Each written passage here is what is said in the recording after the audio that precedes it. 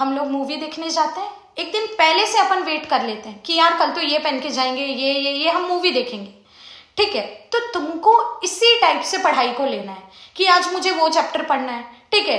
जब तक तुम अपना इंटरेस्ट डेवलप नहीं करोगे ना, तब तक कभी भी इंटरेस्ट डेवलप नहीं होगा।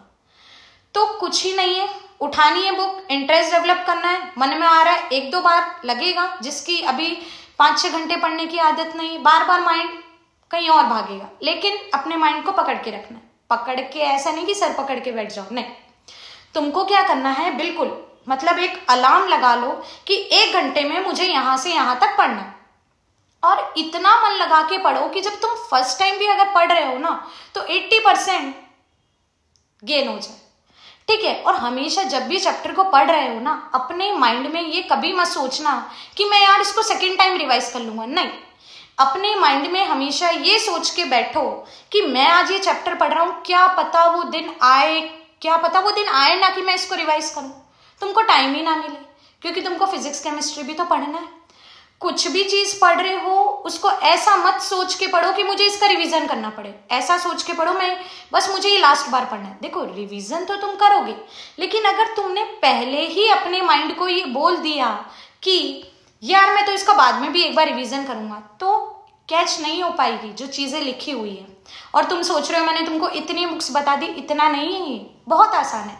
सबसे पहले चैप्टर पढ़ लिया, चैप्टर पढ़ने के बाद तुमने उसी चैप्टर की एग्जाम आइडिया, उस चैप्टर के सारे मतलब जो क्वेश्चंस लिखे हुए सब्जेक्टिव वो कर लिए, फिर जल्दी से अलार्म लगा के एमटीजी के उसी चैप्टर के क्वेश्चन सॉल्व कर लिए, फिर उसके बाद डॉक्टर अली तुमने सॉल्व कर ली, ठीक है। जो क्वेश्चन एनसीईआरटी के बाहर है उसको छोड़ दो, ठीक है। ये बुक्स करने को मैं इसीलिए बोल रही हूँ। तुम सोच रहे होंगे नीट के बच्चे करते हैं एमसीक्यू, ऐसा नहीं है।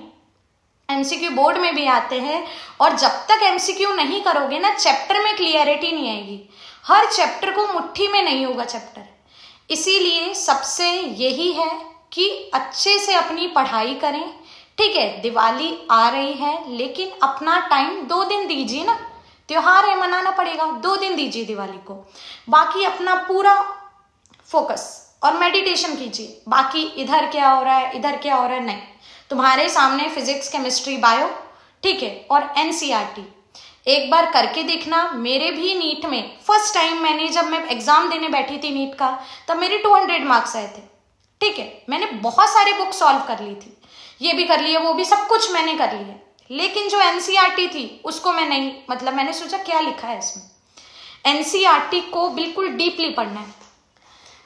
सपोज करो, देखो जैसे नर्वस सिस्टम है क्लास 11th एनसीईआरटी का, अब यहाँ पे जो दे रखा है तुमने पढ़ा और उसको शॉर्ट फॉर्म में साइड में लिख लिया, तो एक बार तुमने पढ़ा शॉर्ट फॉर्म में लिख लिया, एंड देन जब तुम इसके शॉर्ट नोट्स और एक्स्ट्रा बना लोगे तो कितनी बार रिवीजन हो रहा है सेम चीज का। और हमेशा ये बात ध्यान रखो कि जब भी क्लास में बैठो ना, कोई टीचर टॉपिक पढ़ा रहा है, भले ही वो तुम्हारे अभी टेस्ट में नहीं आ रहा है, स्कूल में एनुअल एग्जाम में तो आएगा ना, अपने माइंड को पहले से करके तुम लोग बैठ जाते हो कि यार ये तो अभी आ ही नहीं रहा, तो तुम्हारा कंसंट्रेशन क्या होगा ही नहीं अच्छे से, इधर ध्यान रहेगा उधर रहेगा, सामने कोई भी चीज चल रही है बस तुमको ये सोचना मैं ये लास्ट बार पढ़ रहा हूँ, अपने आप ब्रेन क्या करेगा ना उस चीज को, समझ रहे हो। चलो बेस्ट ऑफ लक, जैसे मैंने तुमको तरीका बताया उस टाइप से अगर एनसीईआरटी पढ़ोगे तो बहुत अच्छा रहेगा। All the best.